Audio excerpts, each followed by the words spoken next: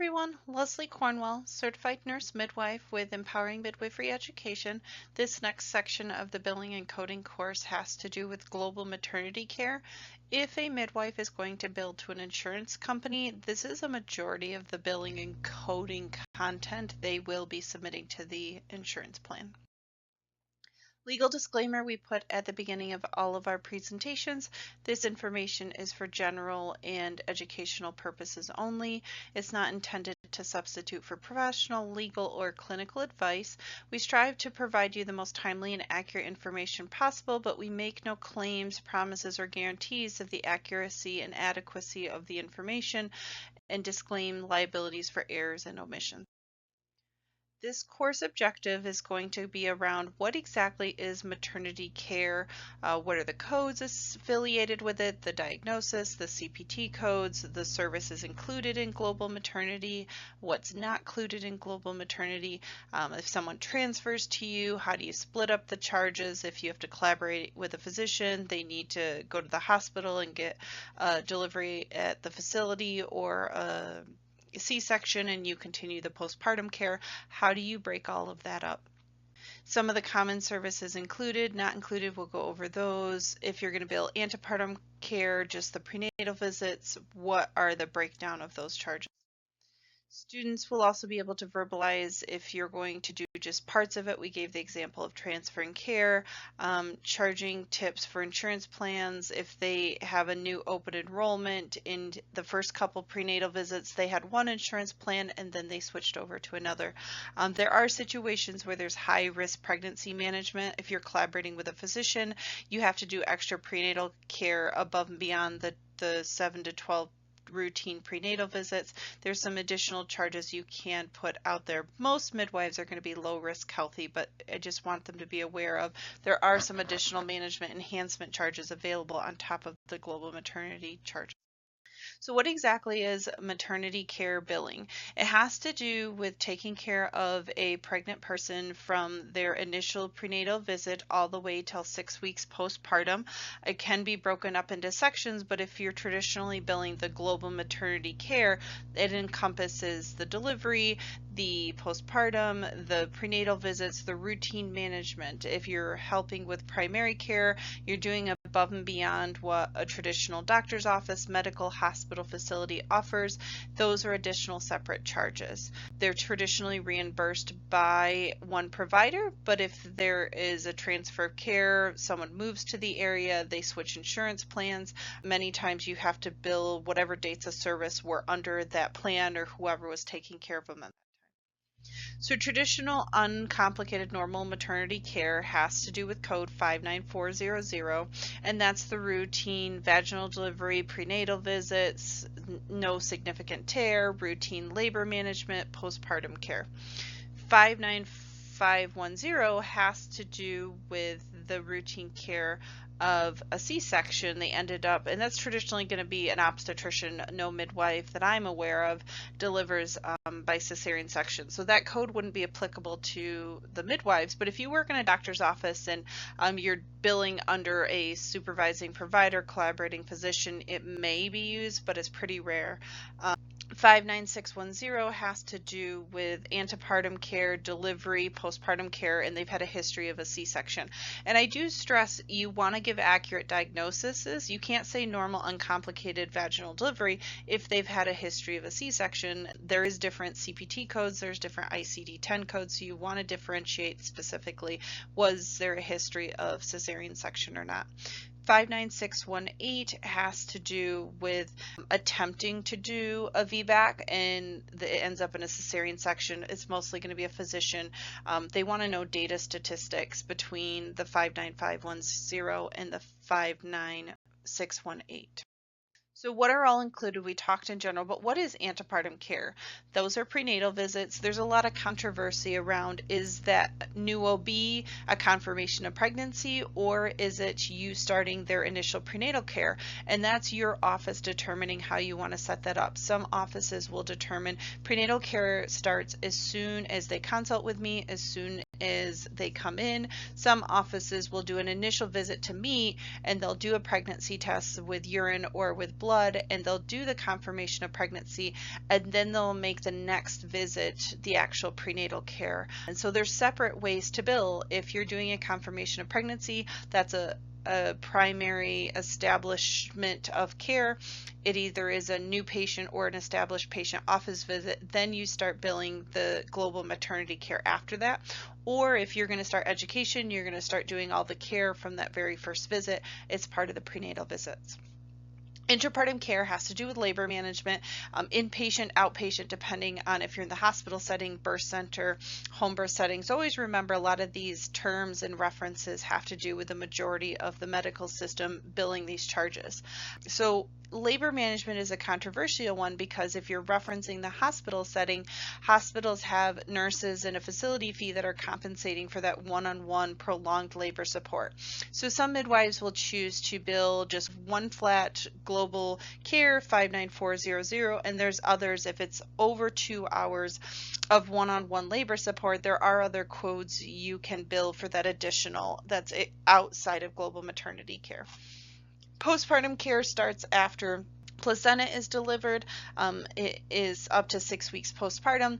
Some midwives in their area bill home visits separately, because that's above and beyond what the routine medical system does for postpartum care. And some insurance plans will say, nope, that's part of global maternity. You're choosing to go above and beyond. It's an elective, it's a non-covered service. So you just have to know your insurance plans very well in your area, what they define as included with postpartum. But I always tell people, try to bill for everything possible you're offering, because there are a lot of things above and beyond. We provide so much more value and high quality attention. The average doctor doesn't do a home visit. The average doctor doesn't sit and give more than 2 hours labor support. And many times, if you're objectable with the insurance companies, you can easily get paid for what are those separate services outside of global maternity. So what are billable charges during prenatal visits? It's the routine visits all the way till birth. Traditionally speaking, it's around 13 visits, depending on when they start prenatal care. They could start prenatal care as soon as they get pregnant, 6-8 weeks. Some offices start prenatal care at 12 to 14 weeks. They'll do a confirmation of pregnancy around that 6 to 8 weeks, and then they'll officially segment into the new OB prenatal care at 12 to 14 weeks. It's traditionally every month until 28 weeks gestation. Then it switches over to every 2 weeks, and then it will be weekly until 36 weeks on. If you get past the quote-unquote due date, 40 to 42 weeks, traditionally you start seeing them every two times a week. And then obviously, if they need non-stress tests, there's a little bit of high risk going on. Some offices will start seeing them more frequently.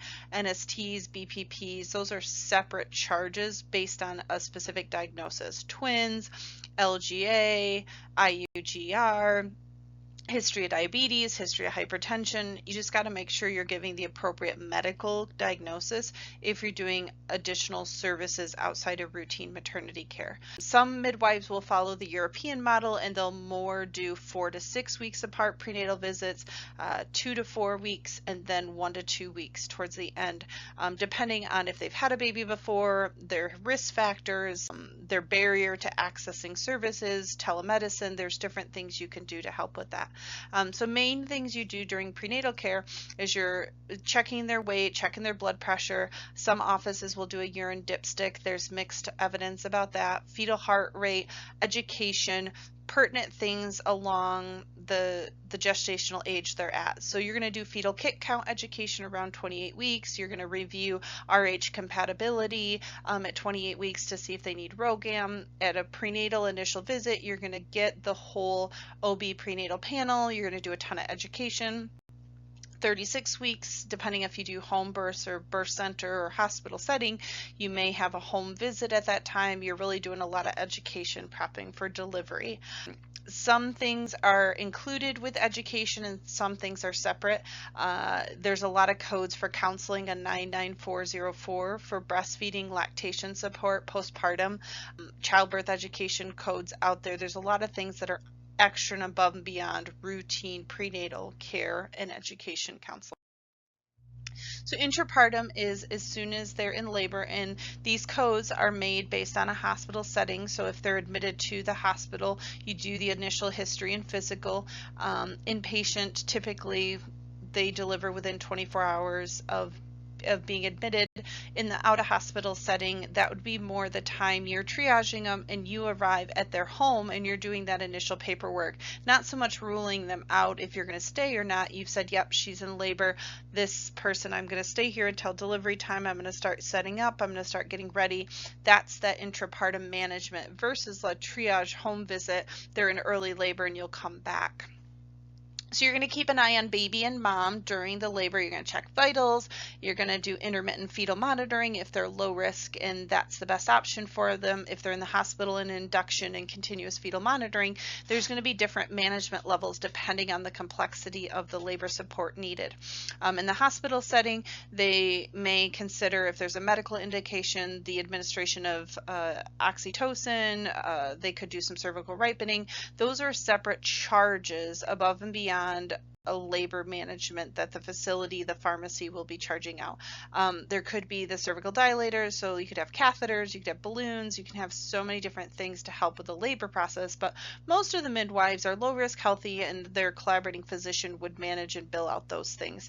And then the vaginal delivery is our goal, but nationally speaking, 35% of families end up the direction of a C-section, and so you would be breaking up the labor support, the triage at home before the transfer.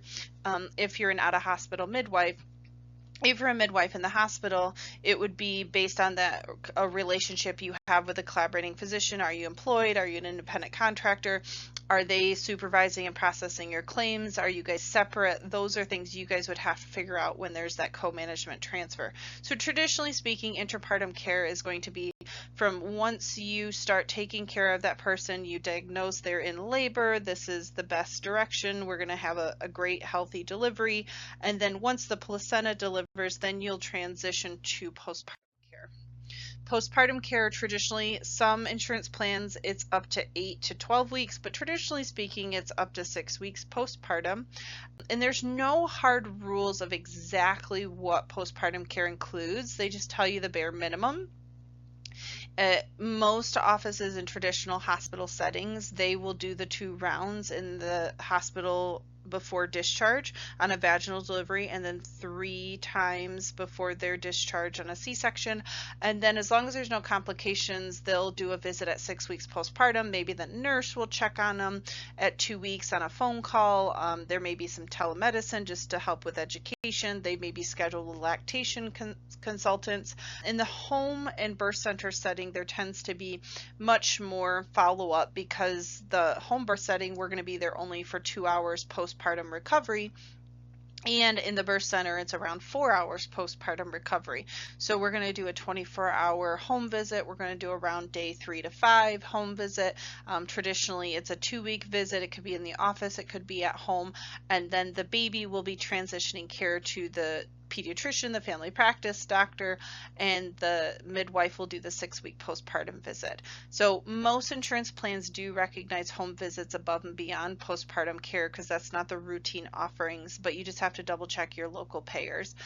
And so contraception at 6 weeks, the counseling education is part of postpartum, but if you're going to administer something, you're going to do an Explanon, you're going to do an IUD, some insurance plans will have you do a separate visit outside of the 6-week postpartum, and some will say you can do it the same day. You just have to add the modifier 25. Most government plans will allow you to do the counseling the 6-week visit and then just schedule them the next day, the next week, for a separate IUD insertion, Explanon insertion, actual procedure to get reimbursed for that.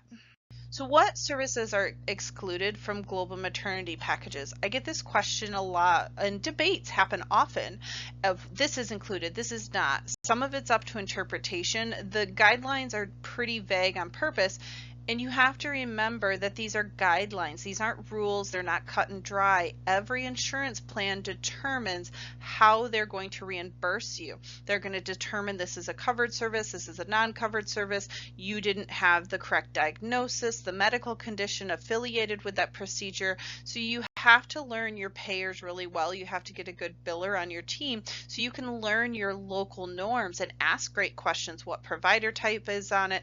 When you're talking global maternity, is the home visits included, confirmation of pregnancy, labor support, birth supplies, birth assistant? These are things above and beyond that the facility would charge the other departments that you don't have access to many times when we're doing out of hospital deliveries. So you just want to have really great conversations with them. And I just want to go over the high level examples. A lot of people will use initial office visit to do a diagnosis of pregnancy, primary care visit. So you just seen them last week for a routine prenatal visit. Now she has a cold. Now she has a sore throat, asthma attack, thyroid instability, something new onset that has nothing to do with the pregnancy situation, maybe a chronic condition, new onset, but they're coming to see you. What is the primary diagnosis? What is the reason for that visit? Urgent medical conditions, triage visits, something that's above and beyond routine prenatal care. They weren't scheduled to see you. They asked for you to stop at the home. They think they're in early labor. They think something's going on. This is a rule out triage examination outside of normal business hours. Lab testing, urine analysis, blood sugar monitoring. If you do the A1C, you do finger sticks, you do the lab collection in your office, you do a wet mount. They're worried about having bacterial vaginosis or yeast, an STD screening. Those things are above and beyond. It's not a routine screening. She has a concern, she has a problem, she has a symptom outside of pregnancy.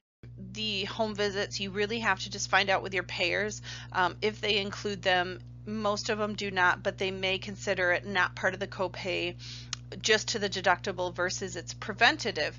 59400, if you're in network with the Affordable Care Act, is 100% covered even if your deductible is not met. So some of these separate charges may go towards other aspects: coinsurance, copayment, deductible, non-covered service, just depending on their plan. Non-stress tests, any procedures, anything for a medical reason above and beyond normal, uncomplicated pregnancy care. So non-stress tests for diabetes, hypertension, large gestational age, twins. Some are even doing it for advanced maternal age, obesity. So you just have to have a correct diagnosis. If the claim gets audited and they're asking why you're billing this, you have to have a medical indication to rationalize the above and beyond services. OB ultrasounds, midwives, nurse midwives, certified midwives can bill point of care ultrasounds. We cannot do 20-week anatomy scans, so you would have to just refer that out to a physician, radiologist, local hospital, but we can do dating, we can do biophysical profiles, AFIs, we can do gross anomalies if there's some concerns and problems going on. Presentation, if you're concerned about you're not able to tell from a vaginal exam or Leopold's, and those are billable charges. Newborn care is not part of it. I think that's one that's commonly forgotten with midwives, because traditionally the pediatrician, the family practice, the hospitalist would take care of those charges. Most midwives in the hospital setting don't do the newborn care, and in the out-of-hospital setting they think, okay, I'm giving you global care, I'm giving you global care, and once you start billing insurance, newborn care is separate from global obstetrical package. Breastfeeding support, it's a great counseling code. Many insurance plans, if you're in network, it's covered 100%. 99404 is for 60 minutes. Traditionally, they'll cover about 5 to 7 of those visits. So that's above and beyond. You can still give breastfeeding education. If you're already planning on being there for a postpartum visit, it's different than you just went there for breastfeeding support. You have a lactation consultant on your team. Their primary role is above and beyond routine postpartum care. So postpartum care past 8 weeks, some insurance plans will say 6, some will say 12. So you just have to learn the definition that your payer mix is counting. These are some other things. These are more medical technical things. I just want to make you more aware.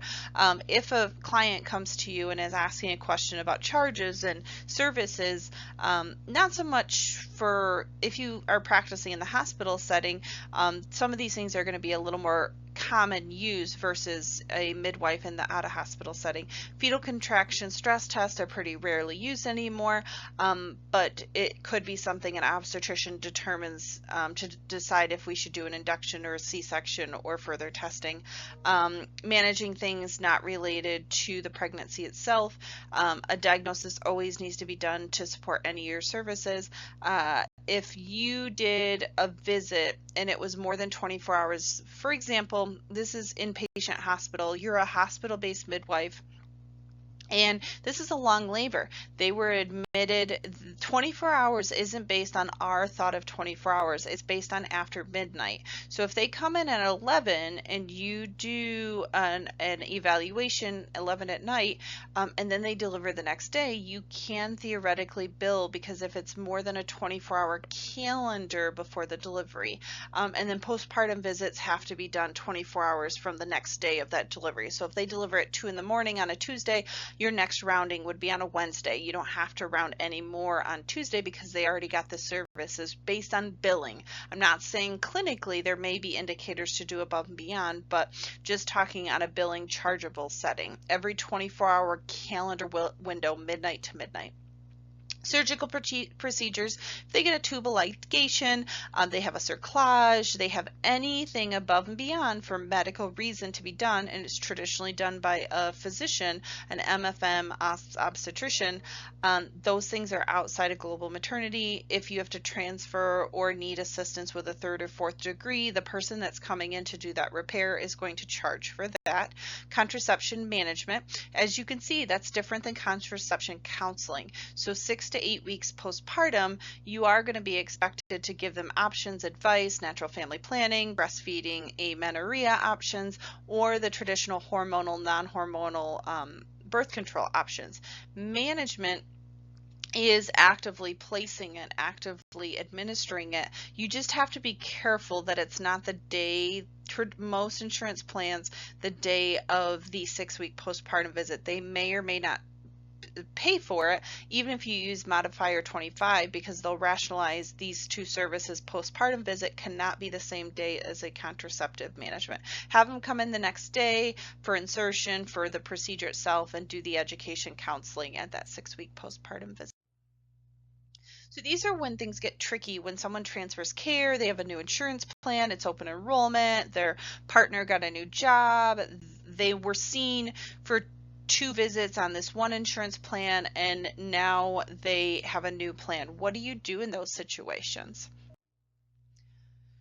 So it's very similar to if they did transfer care. Even though you're going to take care of them the entire time, I want to stress that you have to think that one insurance, if they move from Blue Cross Blue Shield to Aetna, Aetna does not want to pay for services that were rendered before the plan was in place.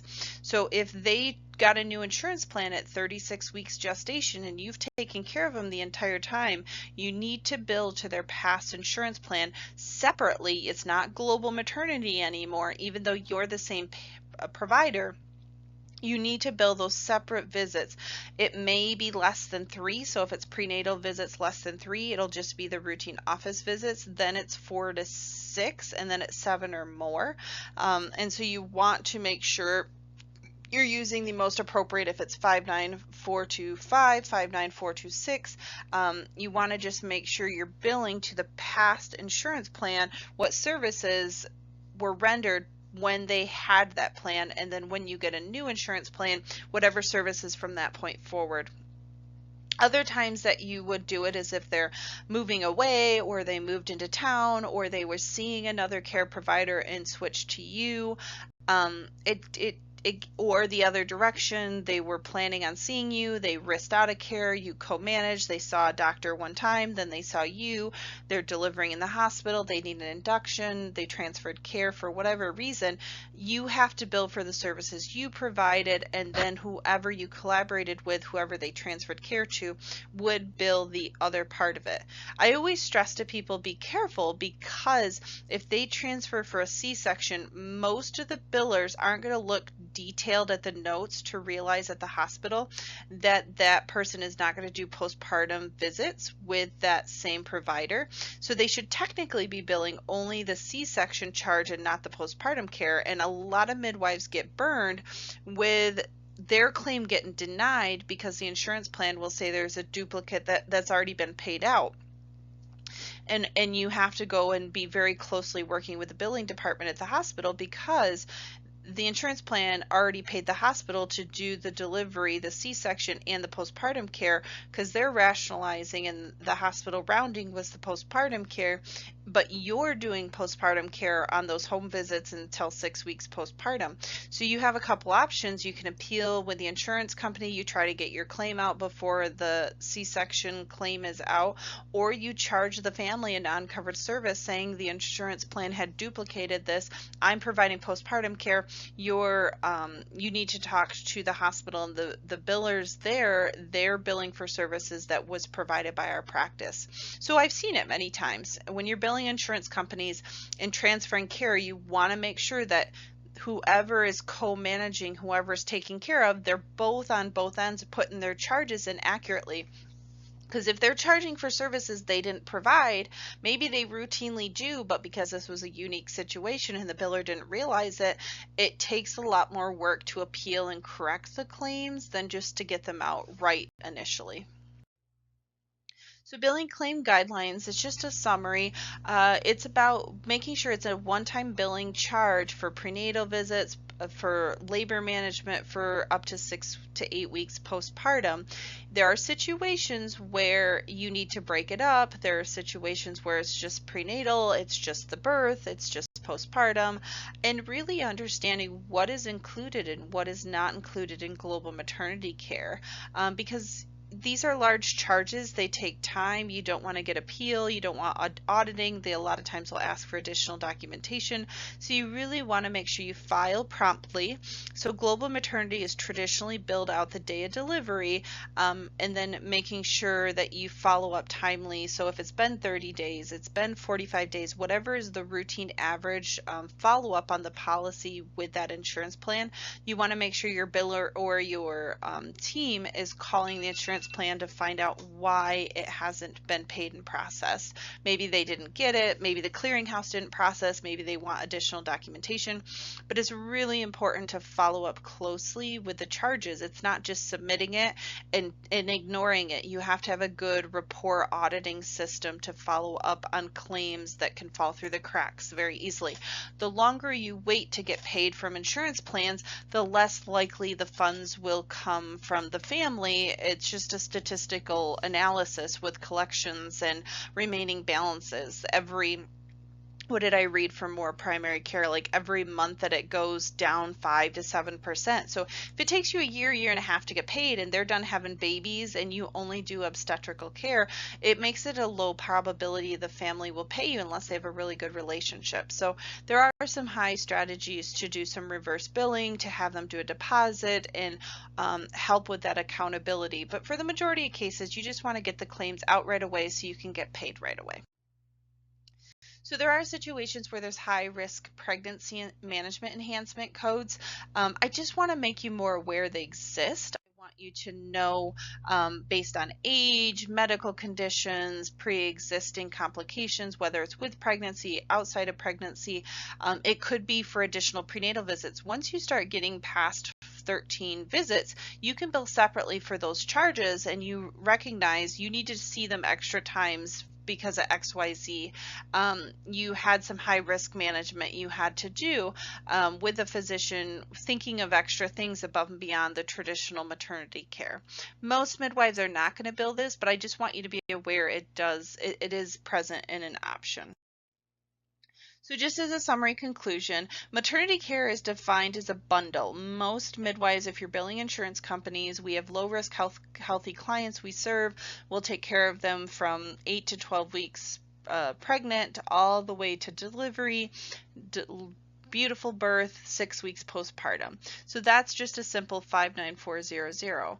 Once it starts getting tricky understanding what's included in global maternity care, what's separate, they transferred care, you needed some collaboration, making sure you're getting billed and processing everything appropriately of what that insurance plan is defining as global maternity, what is above and beyond it, what's included, what's excluded, what's a non-covered service, birth assistance, supplies, primary care visits, newborn care, birth control management, not counseling, breastfeeding support. The list can go on and on. I think too many times midwives are losing 20-30% of their revenue purely because they're just doing global maternity care. There's so many charges they're grouping part of that code that aren't technically part of that code. So as the business side, I really want midwives to understand what each insurance plan does. Every insurance plan is different. There's government payers, there's private payers.